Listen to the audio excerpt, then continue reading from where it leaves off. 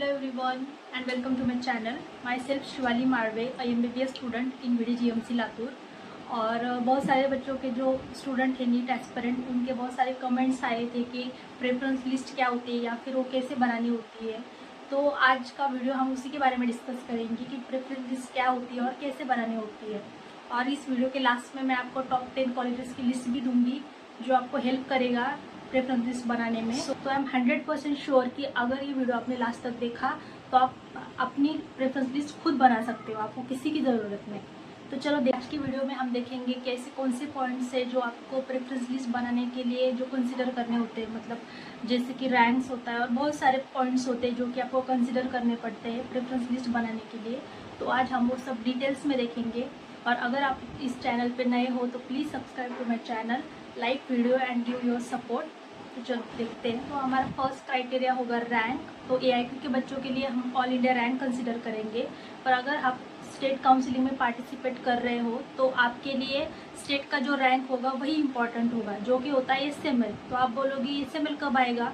तो जब भी रजिस्ट्रेशन कंप्लीट हो जाएगी तब एसएमएल आ जाएगा, जिसके बेसिस पर आपको पता चलेगा कि लास्ट ईयर कौन से एसएमएल पे जो कॉलेज क्लोज हुआ था, तो उसका आपको आइडिया निकालना है। और फर्स्ट थिंग कि एडमिशन जो होता है वो मार्क्स के बेसिस पे नहीं होता, वो होता है एसएमएल के बेसिस पर। एसएमएल का इम्पोर्टेंस क्या है? तो आपको जो भी कॉलेज अलॉट होगा वो एसएमएल पे ही होगा, मतलब यहाँ पे मार्क्स मैटर नहीं करते। जो भी आपका एसएमएल होगा उस हिसाब से आपको कॉलेज मिलेगा। तो मैं आपको एक एडवाइस दूंगी कि आप क्या करो, जो भी लास्ट ईयर के जितने भी कॉलेजेस थे वो लास्ट टाइम कितने एसएमएल पे क्लोज हुए थे आपके मार्क्स के हिसाब से या फिर आपकी कैटेगरी के हिसाब से, वो आप एक बार देख लो। मतलब जो भी इंफॉर्मेशन है वो कलेक्ट कर लो, वो आपको हेल्प करेगा प्रेफरेंस लिस्ट के लिए। अभी ये हो गया आपके रैंक और एसएमएल के बारे में। तो अब हम देखेंगे कि इसी एसएमएल और रैंक के बेसिस पर आप कैसी प्रेफरेंस दोगे कॉलेज को। तो फॉर योर प्रेफरेंस लिस्ट हम कॉलेज डिवाइड करेंगे 4 क्राइटेरिया में। फर्स्ट होगा टॉप का कॉलेज, मतलब जो भी आपका ड्रीम कॉलेज है। जैसे कि मुझे पता है कि मेरे 520 मार्क्स से, या मुझे पता है कि मुझे कौन सा कॉलेज मिल सकता है, पर फिर भी मुझे लगेगा कि नहीं, मुझे एम्स दिल्ली जो कॉलेजेस है तो वो मेरे ड्रीम कॉलेज होंगे ना। कि ऑफकोर्स मुझे लगेगा कि नहीं, एम्स दिल्ली हो या फिर जो भी एम्स के कॉलेज हो वो मेरे ड्रीम कॉलेज होंगे।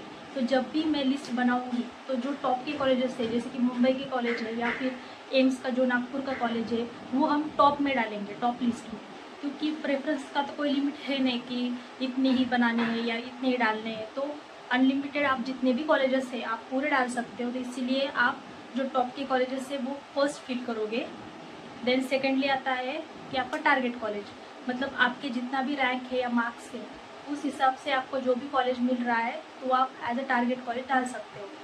देन थर्डली आता है सेफ्टी कॉलेज, मतलब जो भी कॉलेज आपको मिल सकता है और जो भी आपको मिलने वाला है, मतलब आप इजीली मिल जाएगा, वो आपका सेफ कॉलेज हुआ, तो आप फिर लास्ट थर्ड रैंक पे वो डाल दोगे। और लास्ट में डालोगे आप बैकअप कॉलेज। तो बैकअप कॉलेज क्या होगा? जैसे कि जिस भी कॉलेज की फ़ी कम है या फिर जो आपके नियरेस्ट है या फिर जो भी पॉसिबिलिटी है कि जो आपको लग सकता है, तो आप वो college as a backup college डाल दोगे।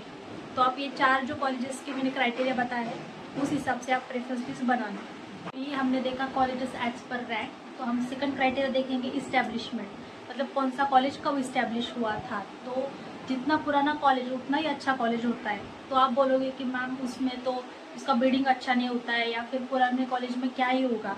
तो ऐसा नहीं होता है। मतलब पुराने कॉलेज में क्या होता है कि उसकी फैकल्टीज़ अच्छी होती है, उसका जो नेटवर्क होता है वो स्ट्रॉन्ग होता है। तो नेटवर्क मतलब क्या कि अब तक जितनी भी बैचेस वहाँ से पास आउट हुई है वो कहीं ना कहीं तो प्रैक्टिस कर रही होंगी, मतलब हॉस्पिटल्स में या फिर कहीं और कॉलेजेस में। तो जब भी आप इंटर्न बनोगे या फिर उसके बाद आपको प्रैक्टिस करनी होगी तो ये कॉलेज का जो नेटवर्क है वो आपको ज़रूर काम आएगा। तो जितना बड़ा कॉलेज का नेटवर्क होगा उतना आपके लिए अच्छा होगा। तो इस्टेब्लिशमेंट ये हम एक इम्पॉर्टेंट क्राइटेरिया कंसिडर करेंगे।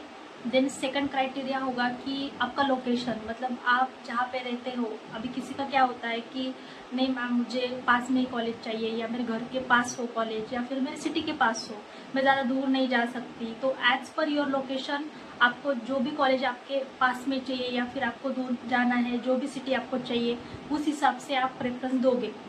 और अभी हमारा थर्ड क्राइटेरिया होगा पीजी यानी हॉस्टल, मतलब हर किसी का होता है कि हमें हॉस्टल चाहिए या फिर हम बाहर रहना अफोर्ड नहीं कर सकते। अभी जैसे कि बहुत सारे कॉलेजेस हैं जिनका पीजी नहीं है, मतलब मुंबई साइड के जो कॉलेजेस है उनको फर्स्ट ईयर में पीजी अलॉट नहीं होता है या फिर किसी कॉलेज को है ही नहीं।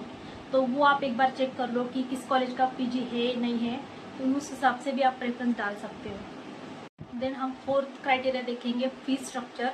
उससे पहले अगर आप इस चैनल पर नए हो तो please subscribe to my channel and give your support. और अगर बात करें फीस स्ट्रक्चर की, तो फीस स्ट्रक्चर ऑल कॉलेजेस के लिए सेम ही होता है, मतलब जो गवर्नमेंट कॉलेजेस है उसके ऑलमोस्ट फीस स्ट्रक्चर सेम ही है। बट अगर आप सोच रहे हो कि आपको सेमी में एडमिशन लेना है या फिर प्राइवेट में एडमिशन लेना है, तो उस हिसाब से जो भी आप मतलब अफोर्ड कर सकते हो, जो भी फीस स्ट्रक्चर है उस हिसाब से आप प्रेफरेंस दे सकते हो कि, या मतलब जो भी आपका बजट है उस हिसाब से। नेक्स्ट हम इम्पोर्टेंट क्राइटेरिया देखेंगे, वो है कि बॉन्ड सर्विसेज। मतलब बहुत से जो कॉलेजेस होते हैं उनके बॉन्ड्स होते हैं। बॉन्ड्स दो तरह के होते हैं, एक सर्विस बॉन्ड होता है और एक डिसकंटिन्यूएशन बॉन्ड होता है। तो डिसकंटिन्यूएशन बॉन्ड मतलब क्या, कि अगर आप एमबीबीएस वहाँ पे कर रहे हो, पर अगर आपको एमबीबीएस ड्रॉप आउट करना है या फिर आपको छोड़ना है बीच में, तो आपको वहाँ पे पेनल्टी पे करनी पड़ती है।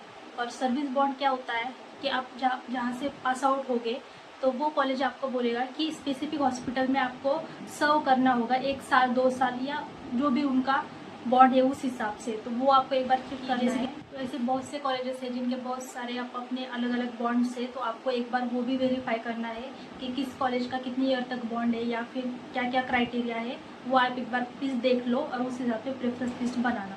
तो नेक्स्ट पॉइंट हम देखेंगे पेशेंट फ्लो। तो जितना ज़्यादा पेशेंट फ्लो होगा या फिर ओपीडी फ्लो होगा, तो उतना आपको एक्सपोजर मिलेगा, उतना आप प्रैक्टिस कर सकोगे।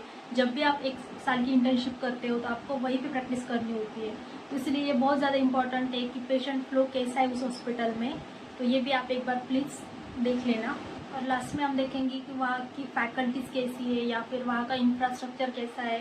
जैसे कि कुछ लोगों का होता है कि हमें थोड़ा एस्थेटिक नेचर चाहिए वहाँ का, या फिर वहाँ की जो बिल्डिंग्स है उनका इंफ्रास्ट्रक्चर है वो अच्छा चाहिए, तो उस हिसाब से भी आप लिस्ट बना सकते हो। मतलब जो भी आपकी बिलिंग लिस्ट है। अभी हमने मैक्सिमम क्राइटेरिया डिस्कस कर लिए हैं। उसमें हमने सबसे पहले डिस्कस किया कि डिस्टेंस मैटर करता है, कि आप कहाँ पे लोकेट हो या आपको कौन सा कॉलेज चाहिए।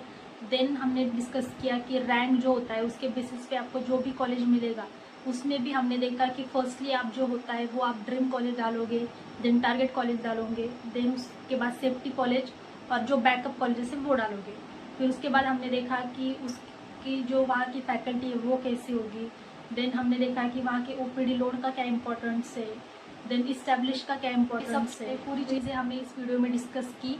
तो आप प्लीज़ ये पूरे जो पॉइंट्स है वो नोट डाउन करना, इस हिसाब से आप अपनी प्रेफरेंस लिस्ट बनाना जो कि आपको हेल्पफुल हो। क्योंकि अभी ज़्यादा समय बचा नहीं है, तो आप वेट नहीं कर सकते कि कब लिस्ट आएगी या फिर जब डेट्स आएगी मैं तभी लिस्ट बनाऊंगा, ऐसा नहीं होता है। आपको अभी टाइम है, तो आप प्लीज़ अपनी लिस्ट बना के रखो। जो भी आपकी प्रेफरेंस लिस्ट है या फिर उसमें जो भी चेंजेस करने हैं वो आप कर लो।